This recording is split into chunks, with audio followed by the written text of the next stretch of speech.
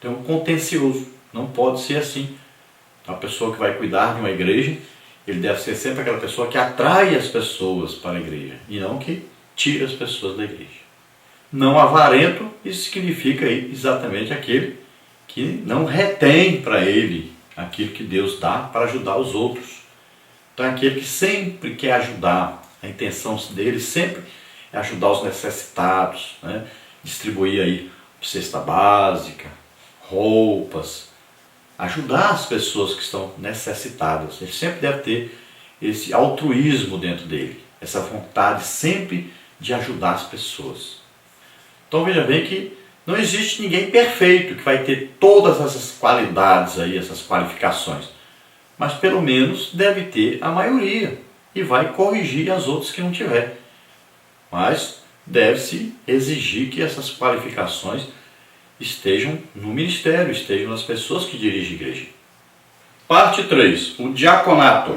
Tópico 1, os diáconos. Tópico 2, chamado para servir. Tópico 3, qualificações. Tópico 1, então, os diáconos. A palavra diácono significa aquele que serve. Assim como o pastor, eles são chamados para servir a igreja do Senhor. Os diáconos tiveram e têm um papel muito importante no crescimento da igreja. Infelizmente, hoje, em algumas igrejas, o ofício de diácono parece ter perdido sua importância. Em geral, são chamados para esta função os novos crentes, todavia, esse não é o padrão do Novo Testamento. Então, os diáconos são aqueles que são chamados para servir e eles prestam um auxílio direto ao pastor. Então, eles estão ali para ajudarem na organização material da igreja. Então, isso ali, por exemplo, um porteiro deveria ser um diácono, com as qualificações de um diácono. Então, alguém vai liderar, por exemplo, aí um grupo de evangelismo, de preferência, deveria ser um diácono, alguém que tem uma experiência, alguém que tem qualificações para liderar aquele grupo. Então, ali vai ter um trabalho aí de organizar os bancos da igreja, de aí organizar, de ter aí um ornamento, né? Então, aí um trabalho dos diáconos, que vão fazer esse trabalho material. Às vezes tem lá umas irmãs que vão trazer ali umas flores e tal. Então, esse diácono estará ali para organizar isso, ajudar, né? Colocar ali um grampo na parede, colocar ali um vaso, carregar aquele vaso, colocar lá no púlpito, organizar ali o púlpito direitinho, os bancos direitinho.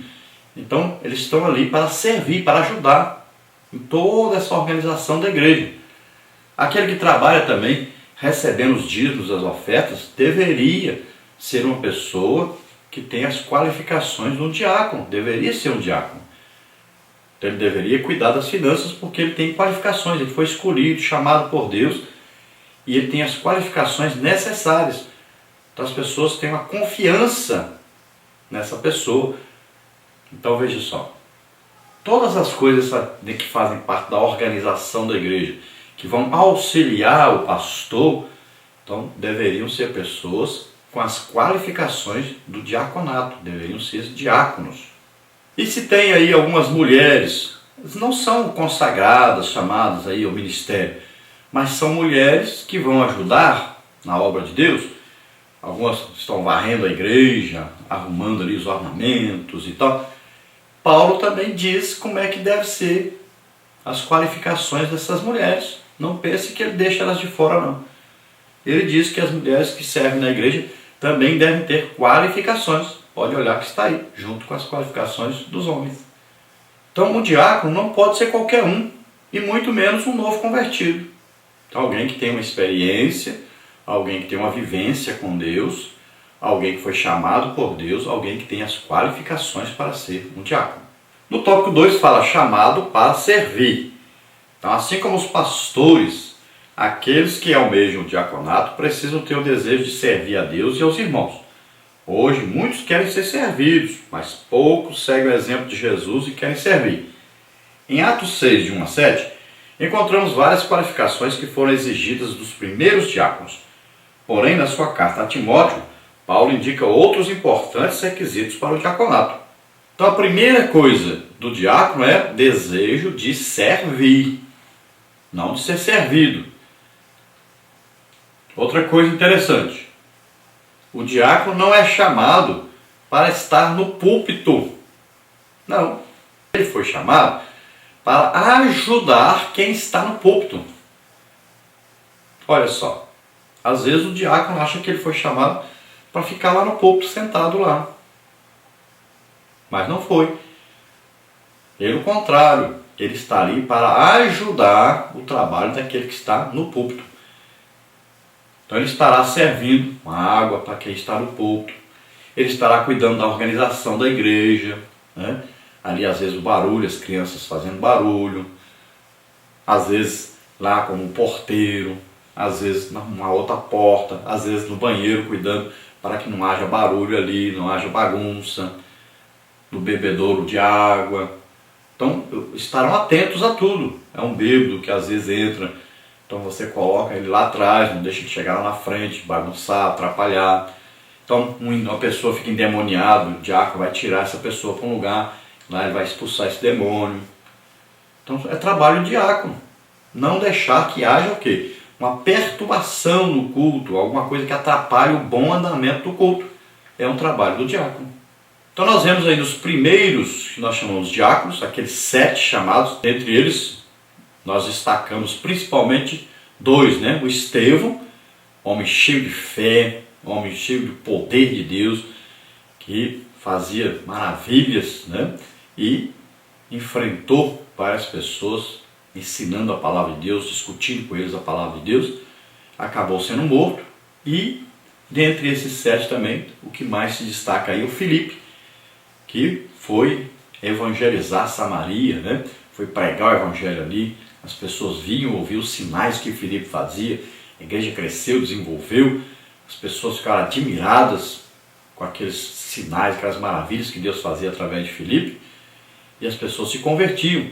Depois nós vamos ver esse mesmo Filipe, agora é evangelista, lá na cidade de Cesareia, né? Um evangelista, e que tinha ali 4 filhas, e essas 4 filhas eram virgens, e 4 filhas que profetizavam. Olha só que maravilha, um pai que conseguiu transmitir a espiritualidade dos seus filhos, tinha 4 filhas que eram profetisas. Veja só que maravilha. Esse é um exemplo de um diácono verdadeiro, que cresce nesse trabalho, desenvolve, Deus o capacita, o chama para fazer uma grande obra. Veja só que maravilha. Então ali existem qualificações. Dentre essas qualificações importantíssimas é ter sabedoria, conhecer a palavra de Deus.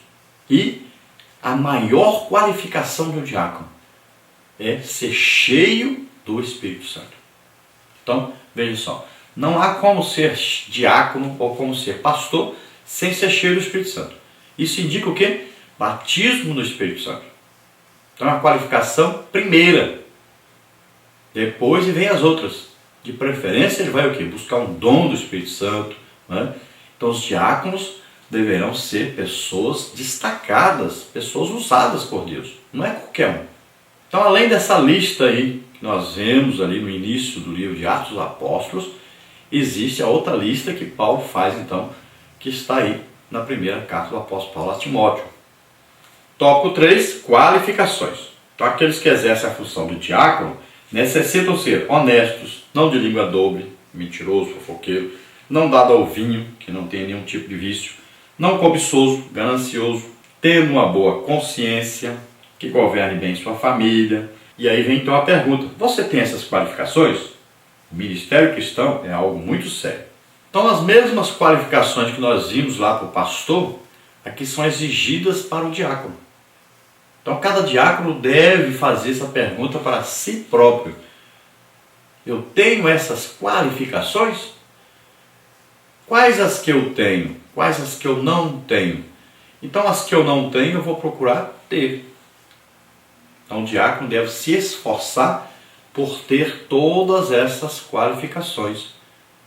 Ele vai pedir ajuda para Deus, vai pedir ajuda para o seu pastor, vai pedir ajuda para os outros diáconos que já têm experiência, e ele vai então crescer, cada dia crescer mais, para que ele possa atingir essa exigência bíblica, essa exigência de Deus.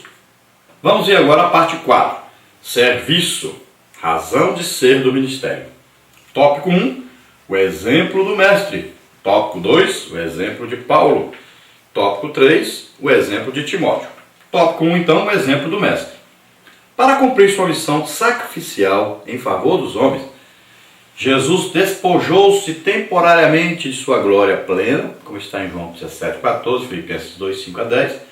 Paulo diz que ele assumiu a forma de servo, mais que isso, a forma de escravo, Filipenses 2, 6 a 8. Jesus lavou os pés dos discípulos para lhes ensinar uma importante lição.